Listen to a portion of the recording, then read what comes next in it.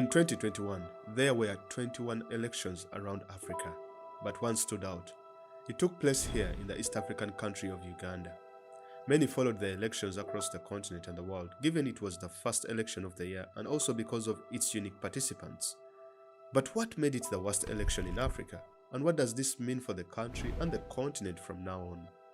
Let us go back in history for a bit. When it comes to Uganda, everyone knows Idi Amin. Following his overthrow in 1979, on the 11th and the 10th of December 1980, Uganda held its first general elections since his overthrow. Also the first since the pre-independence elections in 1962. UPC has got 145. UPC of Ntukumana Mbutano. DP has got 4,000. The result was a victory for the Uganda People's Congress, UPC of President Milton Apollo Obote, which won 75 out of 126 seats. See, it was common practice during the election campaigns for the armed forces to harass, torture, kill, and also disperse political rallies, organized by UPC's political opponents. An opposing party to the UPC was led by Paul Semogerere. Semogerere, a quiet lawyer, seemed lackluster in his performance against Obote. In his campaign, Semogerere accused the UPC of intimidation. In the north, 17 UPC men had been elected unopposed. The DP claimed their candidates had been prevented from registering. The DP was clean, but they claimed the UPC was trying to win by fraud and intimidation. The role of the army was crucial. Believed to be behind Obote, it was also responsible for imposing law and order, so Uganda. And so, the UPC under Obote took power, while the Democratic Party, which garnered the most votes but lacked the military might, formed the opposition. Yoweri Kaguta Museveni and his UPM party disputed the results of the election, claiming that Obote had only won through fraud. And so, he formed the Popular Resistance Army, which contested the validity of the elections through a popular and bloody armed conflict. Eventually, Obote was removed from power in 1985 by Tito Okello Lutwa in an armed coup, and in 1986, Museveni seized power from Lutwa following a bloody civil war. Now, this brings me to today. Since independence, Uganda has had 8 heads of state, 7 of whom have come to power by overthrowing the previous government, meaning that there has never been a peaceful transfer of power from one president to another. It is usually a bloodbath. Museveni would hold his first elections in 1998, 2001, 2006, 2010, 2016, and the last being 2021. Just like the UPC, his elections have been characterized with widespread rigging, brutality, harassment, torture, and fraud. Simply put, each cycle more unfair and brutal than the previous. However, the year 2021 saw the worst elections in Uganda and the continent to date. Museveni, through his NRM machinery, pulled every tool, used every skill, known and unknown, to pull off these elections. An election is a process that involves stages, that is to say the pre-election period, during election, and the aftermath. In December 2017, just after the 2016 general elections, Museveni hijacked the constitution and amended an Article 102B to enable him contest for the 2021 general elections. Now, without this amendment, he wouldn't be eligible to contest. This would be the second time to stage a constitutional coup, the first being in 2002 when he removed the presidential term limits. Scrapping the presidential age limit of 75 years also made him eligible to rule Uganda for life. To him, the contest was just getting started. Also, in the 2021 elections, the players had changed. Since Dr. Kanokiza Besigye, his longtime opponent, wasn't running. As Besigye faded away, we saw the meteoric rise of Robert Kyagulanyi Ssentamu, also known as Bobi Wine, and so our episode will be guided alongside the two. In July 2020, Museveni was unveiled as the flag bearer for the National Resistance Movement, his party, while Bobi Wine would be unveiled in August for the National Unity Platform, and Amuriyato Boy for FDC, Norbert Mao for DP, and so many others. In total, there were 11 candidates. Also, the election period coincided with the COVID-19 outbreak that disrupted elections across the continent. Commenting about holding elections during the pandemic, this is what Museveni had to say. You see countries which That was one of the problems for Iran. They went on with the elections when the virus was already around, and they suffered. People gather. It's very dangerous. So if it can stop the virus, we can control it around June, even July. Elections are not a big issue. We can organize quickly. The only problem will be to have elections when the virus is still there. That will be the big problem. So you're saying that if it is still there, it is possible that we can postpone the elections? Of course, if it's there, it would be madness to say you go and people together. I don't think it will be. He wasn't keen on holding an election during the pandemic, and this is what he said. The same nonsense again to fall around Ugandans. Ugandans are not going to take that nonsense. And I must also tell you, my brother, you know as well as I know that a bad election is much more dangerous to Uganda than COVID-19. And this was witnessed in 1980. Museveni was my age, and he said the same things that I'm saying, only for him he used violence, which you don't intend to use. But I'm telling them, I am warning those old men not to mess, because they are putting our country in danger. A bad election is very, very dangerous. However, Museveni realized that if he postponed the elections, he would be under pressure to step down as president for the Speaker of Parliament, according to the Constitution, and so he changed his mind and elections proceeded. The Electoral Commission of Uganda set the 14th of January 2021 as the polling date for the presidential elections and scheduled campaigns to start on the 19th of November 2020 to the 12th of January 2021. The Electoral Commission also urged nominated candidates, their agents, supporters, and the public to observe guidelines that the Electoral Commission issued for this campaign period. When the day of nominations came for the candidates, it also marked the beginning of violence against Museveni's opponents. Museveni was received warmly by his supporters, driven in a big convoy with no interruption at all. For Bobi Wine, it would be the entire opposite. During his nomination on the 3rd of November, hours after submission, he wasn't accorded any respect as a presidential candidate. This time, campaign rallies are forbidden. The government says because of the global pandemic. Corona, please. Minutes after submitting his nomination papers to run for president, this is what police did to Bobi Wine's car. His party officials streamed this video live on social media. He was dragged out, bundled into a police van and driven off.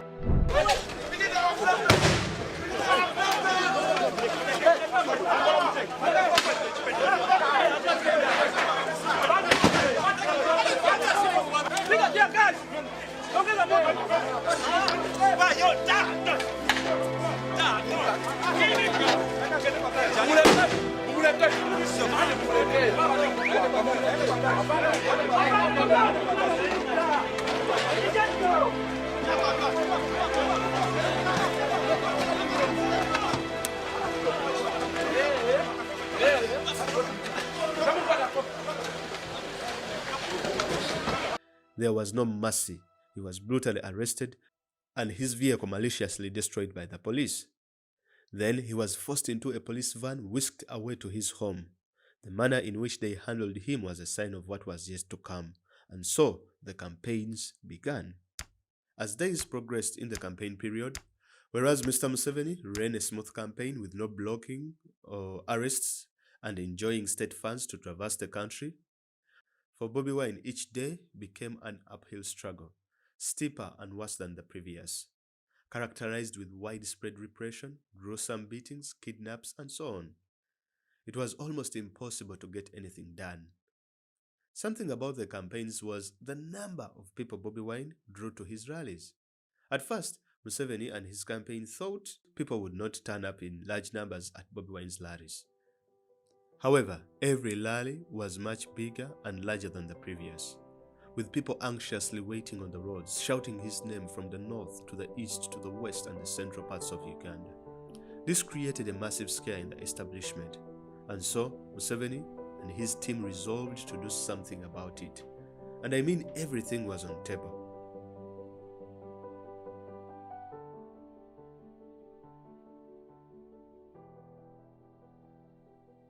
On the 18th of November, darkness descended upon Uganda. On this day, Bobi Wine was scheduled to hold a rally in the eastern part of Uganda in 3 areas of Luka, Buyende, and Kamuli. However, as usual, security forces once again were determined to block him. Police under the command of Frank Mwesigwa violently broke into his car and arrested him at the district headquarters. How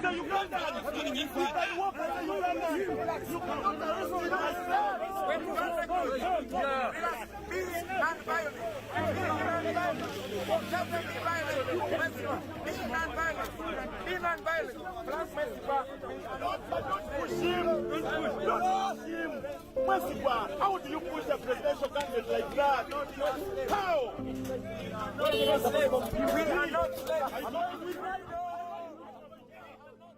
The police accused Bobi Wine of having many supporters at his rally than the recommended 200 in order to avoid the spread of COVID-19. However, COVID SOPs only applied to Bobi Wine and not Museveni during the entire campaign period. Defiant, this time he was no longer having any of it. And so Bobi Wine was detained at Museveni's safe house, leading to protests across the country. As protests emerged, and so the killings began. Uganda is in election mode, a country that's witnessing its bloodiest presidential election in history. The election campaign has been fraught with violence and intimidation, with the incumbent, President Yoweri Museveni, using the full weight of state security to crack down on his opponents. Erupted in different parts of the capital, Kampala in Uganda, after the arrest of a singer, now turned presidential candidate. Robert Kailanyi, who's also known as Bobi Wine, was arrested. Grania, the death toll appears to be rising rapidly. What is the situation like right now? Arrest in Uganda, sparked by the arrest of the pop star turned presidential candidate Bobi Wine, has left dozens of people dead and hundreds under arrest. Amos Segawa's mother tells us he was killed by soldiers during protests in the capital, Kampala. Robert Kailanyi, was also known as Bobi Wine. Between the 18th and 20th of November 2020, at least 54 people were murdered in cold blood, demanding Bobi Wine's release. They included women, children, and pregnant mothers. Hundreds of others would be severely wounded, mutilated by bullets and tear gas canisters fired wildly into the crowds. Others were deliberately run over by military and campaign vehicles belonging to the NRM. Defending the actions of the police and the military, this is what the Minister of Defense had to say. What prompted the use of lethal weapons? She said there has been before. They are the same weapons that have always been used. Every situation, we say, every battle changes after the first bullet. Write that down. If you want to fight me, as when we were younger, you would say, okay, you cut it. If you do, once we have started, how I beat you does not have rules. Police has a right to shoot you and kill you. Can I repeat? Police has a right, or any situation, if you leave a certain level, they have a right to shoot you. Also, prior to the massacre on the 18th of August 2020, in a speech during his party's conference, Museveni stated that the opposition would be crushed. Those idiots, we shall deal with them. People are playing around. You have no right even to abuse me. You have no right. No right to speak to me rudely. No right, absolutely. I am in my country. I'm in my house. I'm doing my work. I'm exercising my right. You have no right. And you will see what NRM means. We are going to crush those criminals. You have no right. To back at me. Are you feeding me? I'm in my house. I'm just coming to you. You have no right. Any policeman who does not discipline this will go to look after goats. This revealed elements of premeditated violence, and more was still to come. Bobi Wine would be released, but with no freedom to campaign freely from one district to another, having near misses on his life, literally dodging bullets to even being denied services like hotel accommodation, ending up sleeping on roadsides and highways. It looks like any other healthy election, but it's not. That's presidential hopeful Bobi Wine accusing the police of trying to kill him. He says his campaign car came under fire, and not for the first time. Yesterday, we survived death. The military, after blocking us and after diverting us to a remote road, they followed us and they shot at us. The musician turned politician has been arrested twice since the start of the campaign, the government accusing him of flouting COVID-19 rules on large gatherings. Later, Ugandans would purchase a military helmet and a bulletproof vest. To Bobi Wine, his supporters and family, reality hit hard that he might not make it out of the campaigns alive. The murders would continue on the 27th of December 2020.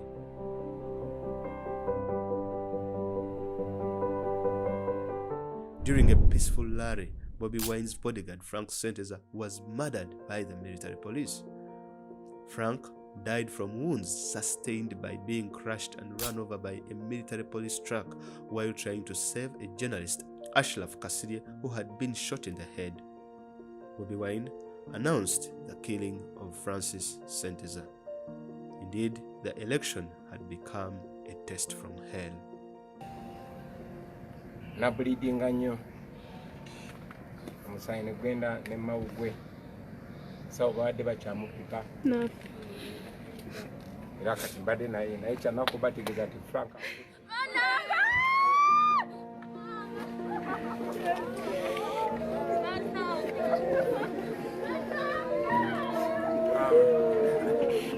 bakanda bange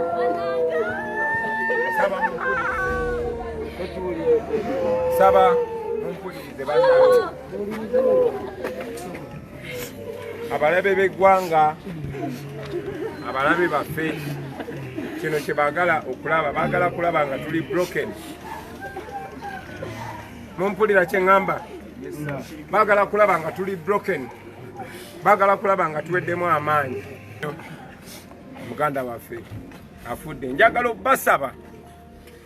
obbasaba manyi kibaluma manyi fena kitutta munda mubeere bagumu ne bwoba toli mugumu wakiri pretending nti oli mugumu ojja kwekanga nga ogumye kati okuguma kyetusigaza kyokka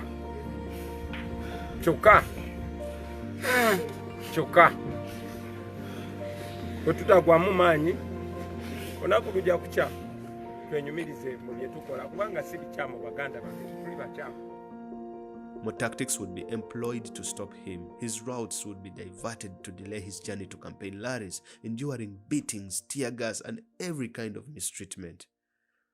And yet, they were not done yet, as it was the turn of the media to face the wrath.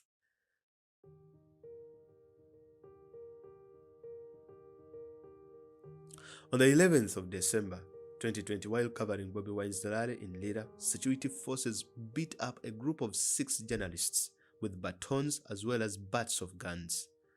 The reporters suffered head injuries, broken bones, brain injuries, cuts and bruises throughout their bodies.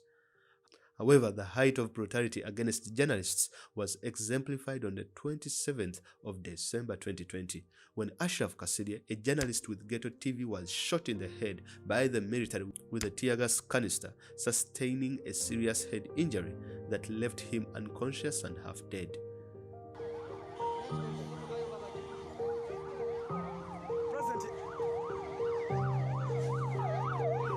Uganda police. Ashraf Kasirye abadde alikuwa president mama Ashraf bamukubye essasi ku mutwe mama nnyabo nfudde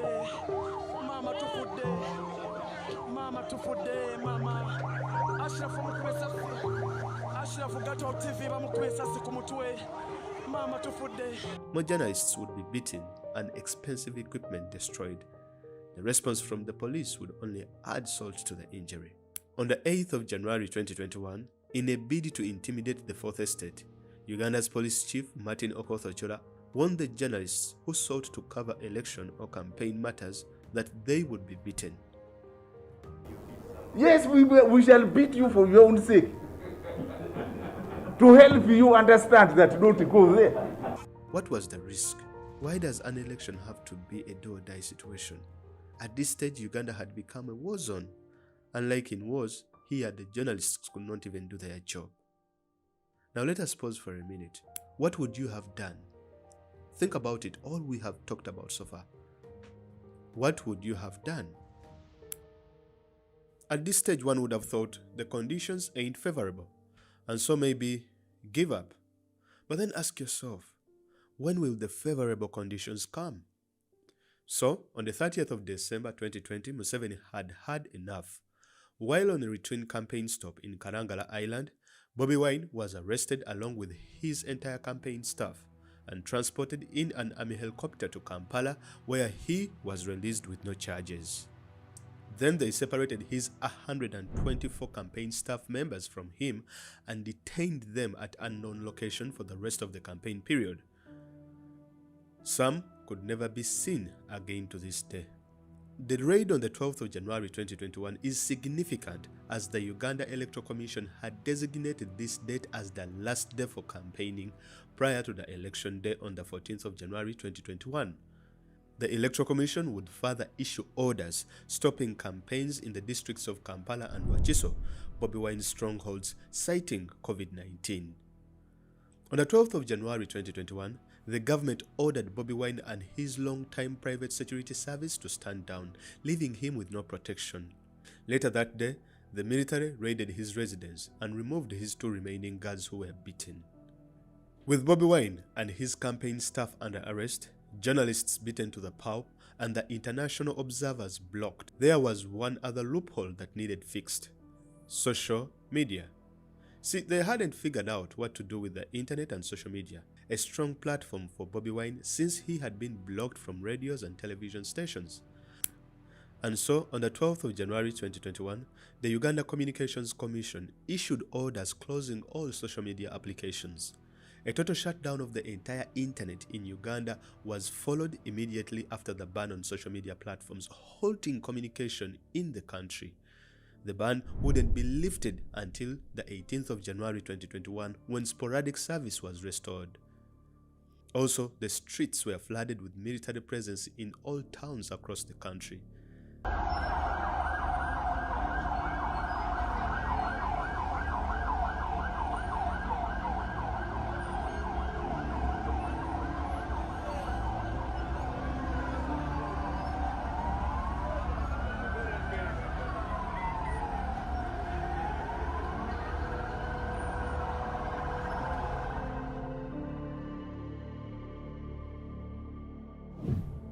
The intent of the internet shutdown, as well as the military presence in all towns and cities and the arrest and detention of opposition staff and ADs, was to prevent and intimidate opposition figures from reporting on election law violations, as well as interference with evidence gathering as to election fraud. On the 14th of January, Ugandans went out to vote in an atmosphere of intense fear. On this day, we saw the worst unfair, shameless rigging as well as voter fraud on the widest scale ever seen before. It involved pre-marking of ballots, multiple voting by single voters, as well as confiscating ballots and throwing them in a latrine. To understand some of the irregularities, we need to look at how the ballot looked like. Now this is the ballot. As you can see, Museveni was at the bottom of the ballot, and that isn't by coincidence, but a strategy so that he can easily be found. The election was held in an atmosphere of repression and coercion, with the military personnel and police spread throughout Uganda on the eve of the election day. Trucks of armed personnel and other military vehicles snaked through Kampala and other towns and cities. Soldiers routinely beat civilians who supported Bobi Wine or carried opposition signs or merely wore a red color that is affiliated to Bobi Wine. Soldiers armed with batons patrolled nearly all polling places. At one polling station, 4 soldiers were seen dragging Bobi Wine's agent out of the polling premises. I'm the agent. Why are you arresting me? Why are you chasing me outside? Yes, I'm the agent. I'm the agent and you're forcing me to go outside. Why? Why? Why? I'm the agent. I'm the agent and you're chasing me outside. Why? Why doing the wrong thing? What are you doing? The election had no ounce of privacy. Voting regularly took place in the presence of government officials, police, and soldiers who surrounded the voter and instructed them on how to vote.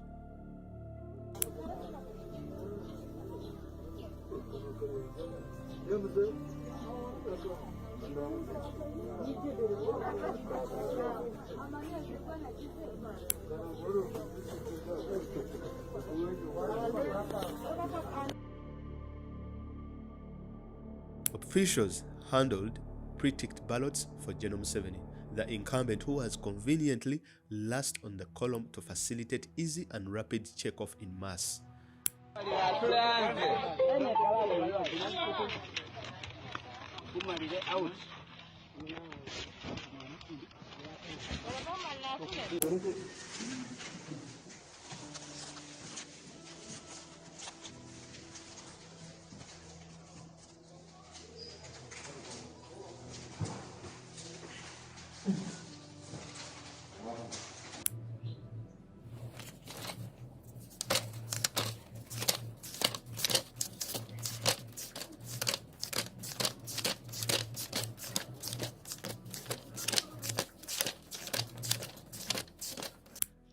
Blank ballots were randomly also distributed, and in most cases, large pads of ballots were freely available for officials to pre-tick. In most places, they deliberately left the ballot boxes loose and unsecured, containing removable lids and large openings to facilitate ballot stuffing.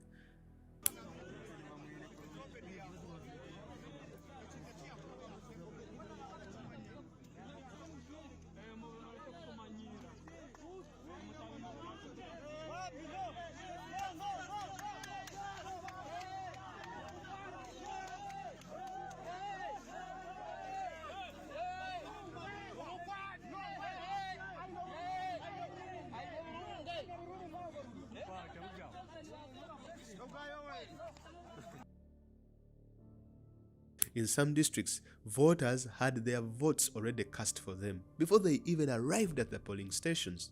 A case in point is in the Escalation district, where a voter told the Observer, a local newspaper, that when she went to her polling station at Businje Pentecostal Church at around 11 a.m., she was told that she had already voted, and yet still in her presence was the voter location slip as well as her national ID. Later in the evening, the same voter discovered that many people in the area had already been voted for. Dozens of discarded ballots from this polling station were abandoned and not included in the sealed ballot boxes, which is a universal irregularity for ballots to be discarded and not included in the sealed box or accounted for as unused ballots. Stuffing of ballots was the order of the day. A police officer with no shame was caught on video at a polling station in western Uganda, stuffing ballots into a ballot box with an official standing next to them supervising. In Isingiro, it is where actually Museveni received 100% of the vote. A clandestine video depicted at a voting station depicted a man emerging from a building with multiple ballots that he inserted into a ballot box with no effort made to hide the distribution and stuffing. On the 13th of January, in Bobi Wine's home district of Gomba, on the eve of the election day, the UPDF army surrounded the entire district of Gomba, arresting and threatening NUP supporters and supervisors. NUP supervisors could not sleep in their houses. Most of the NUP supporters and their supervisors ended up sleeping in the bush. This was accompanied with a lot of beating and arrests. According to an eyewitness, at 3 a.m., the soldiers came, took the ballots and poured them into a church latrine.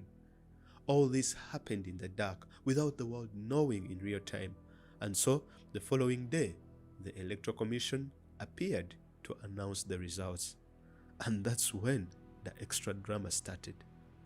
At this stage, Museveni had become not different from other leaders before him in Uganda and the continent.